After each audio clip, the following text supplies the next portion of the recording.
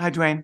Hi, Shawn. It's great to talk to you today. I'm really excited. I've seen most of your movies, and this is just a blessing and an honor to speak to you. Very kind of you to say. Thanks. Hey, this project is just extraordinary, and I loved every bit of it. It's just so exquisite, done so well.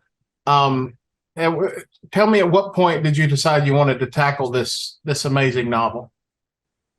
Well, at first I tried and failed. I read the book not as a director or a producer. I just read the book as a reader and I loved it. And I immediately raced into work after whatever New Year holiday it was that I read it. And I was crestfallen to find out that the rights were already unavailable. Other producers were trying to turn it into a movie. And so at that time, I said to everyone I work with at my company, 21 Labs, I said, just know that I love this book. Let's keep our ears open because maybe something stumbles on the way to the starting line. And then several years later, we heard that they couldn't crack it as a movie. It was too much story to cram into 2 hours. And so I approached the novelist, Anthony Doerr, and I said, I don't want to shrink your story. I want to honor it. And the way to do that, I think, is this new form, the limited series, which can be a pedigreed, elegant form of storytelling. And we were off to the races. Shawn, I think that's a great point that you make about streaming. The advent of streaming, this is something that wouldn't be tackled maybe 20 years ago unless it was a network television event, let's say. But it seems like some people in Hollywood kind of have a love-hate relationship with streaming. But I see it being such a great avenue for things like this. I'm sure you agree with that. Yeah, well, when we were coming up, and I remember even 15 years ago, a TV movie, a mini series, there was a connotation of maybe fluff, maybe adequately crafted, but certainly not elevated storytelling. And what we're Right. seeing, thanks to streaming, thanks to other platforms like HBO that did exceptional work with Chernobyl, and more recently, Last of Us. This long form storytelling, television series, but not endless, not open ended, finite, allowing you to tell a 4 hour, 6 hour, 8 hour story. That's a luxury for a storyteller. And it gives us time to really get to know the characters with complexity and change rather than rushing those changes because you got a running time that you need to respect. Absolutely. Well, let's. Can I talk to you a little bit about the casting? Because you have such a great cast, and Aria she's just amazing. And I know there's been some talk about her casting as being inclusive. So can you talk to that effect? Yeah, inclusion is a noble and important principle. But I cast and I set out to cast a Marie who was herself blind, like the character, not just because inclusion is right.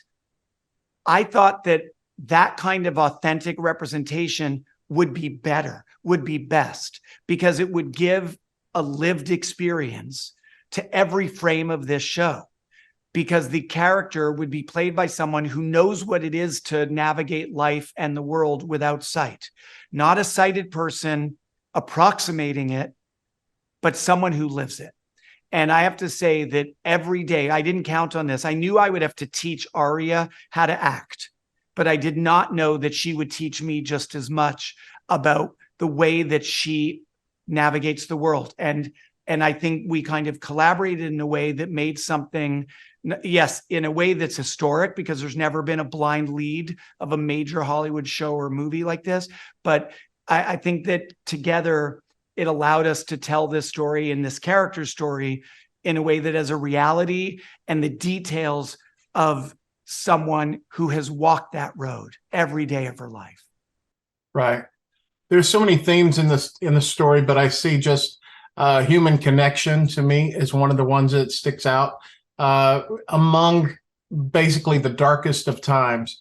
What do you think this says to us today in modern It day? says exactly what you just said. I think you put it better than I could. It says that in times where the world is relentlessly and heartbreakingly dark, where it is very easy to either be hopeless or to see the other as our enemy, as something unknowable and not worthy of being known. Connection, empathy, and a recognition that the other is human too, regardless of the uniform on their back or the side of the border that they're living, that there's a shared humanity and a complexity to that. That is the theme of this, and that is incredibly important to remember right now. Do you have a favorite moment from filming? I know it's hard to pick that, but maybe a favorite memory that you'll always take with you? I just remember, I don't know if it's a filming moment, but I do remember when we were getting ready to film the grotto sequence where the villain, Von Rumpel, is threatening Marie and literally holding her underwater. It's a very violent physical sequence. And Aria and I were talking, and I mentioned that the way Hollywood does scenes like that is when it's a stunt, we would put in a stunt double. And Aria said, Shawn, no, keep me safe. Let's do it smart and let's plan it. But if I'm going to show people that someone like me can get and deliver on an opportunity like this, I got to do all of this. And so that's all Aria doing her own stunts throughout this show. Thank you. Thank you so much. Thanks for your time today. And just want to say, I enjoy all your stuff.